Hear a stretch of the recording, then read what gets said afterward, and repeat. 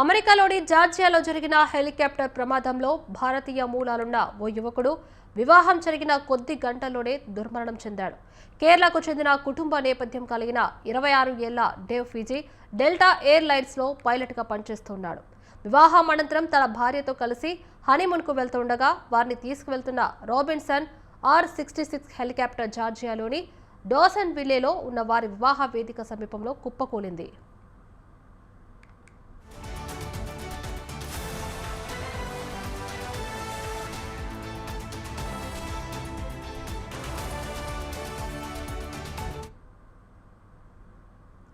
ఈ ప్రమాదంలో హెలికాప్టర్ను నడుపుతున్న పైలట్ కూడా మరణించినట్లు అట్లాంటా న్యూస్ ఫస్ట్ నివేదించింది. అయితే అధికారులు ఇప్పటి వరకు ఆయన పేరును వెల్లడించలేదు. డేవ్ ఫీజీ భార్య జెస్నీ వృత్తిరీత్యా నర్సు. ఆమె ఈ ప్రమాదం నుంచి ప్రాణాలతో బయటపడి ప్రస్తుతం అట్లాంటా నగరంలోని ఒక ఆసుపత్రిలో చికిత్స పొందుతూ కోలుకుంటున్నట్లు సమాచారం.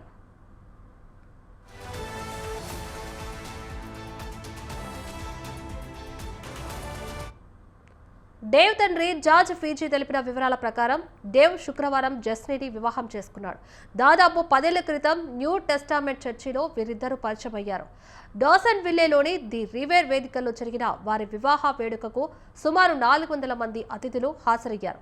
వివాహ విందు ముగిసిన అనంతరం నూతన దంపతులు రాబిన్సన్ R-66 హెలికాప్టర్లో జార్జియాలోని రెండో అత్యంత రద్దీ విమానాశ్రయమైన డి కాల్బ్ పీచ్ట్రీ ఎయిర్పోర్టుకు బయలుదేరారు. హనీమూన్కు వెళ్లే ముందు అట్లాంటా నగరంలోని ఓ హోటల్లో రాత్రి గడపాలని వారు భావించగా ఈ హెలికాప్టర్ ప్రయాణాన్ని వారికి ప్రత్యేక వీడ్కోలు కార్యక్రమంగా ఏర్పాట్లు చేసినట్లు సమాచారం.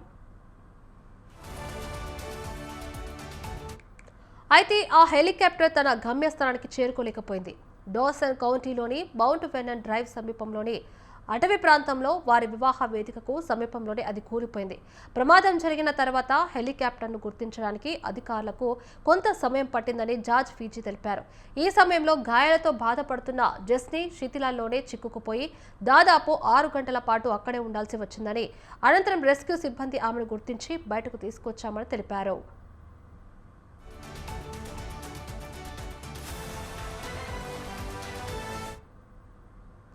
డెల్టా ఎయిర్లైన్స్లో ఫస్ట్ ఆఫీసర్గా పనిచేస్తున్న డేవ్ టేకాఫ్ ముందు వాతావరణ పరిస్థితులపై ఆందోళన వ్యక్తం చేసినట్లు అతని తండ్రి తెలిపారు.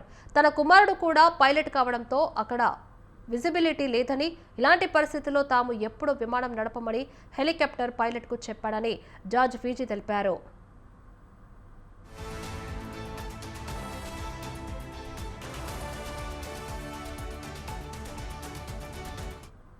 అయితే రాబిన్సన్ R-66 హెలికాప్టర్ పైలట్ మాత్రం ఎక్కువ ఎత్తులో ప్రయాణిస్తే సమస్య ఉండదని చెప్పినట్లు సమాచారం.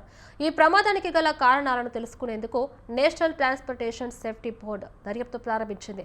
అయితే హెలికాప్టర్ ఎందుకు కూలిపోయిందన్న విషయంపై ఇంకా ఎలాంటి స్పష్టత రాలేదు.